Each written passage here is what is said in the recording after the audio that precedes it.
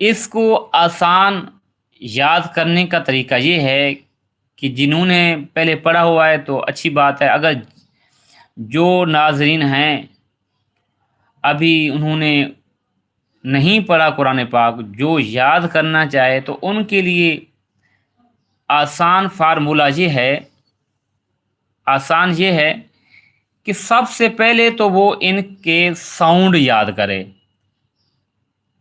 یہ جب ساؤنڈ آ جائیں گے تو پھر آپ کے لیے ایزی ہو جائے گا۔ ایک تو ہوتا ہے ہجے اور دوسرا ہوتا ہے رواں،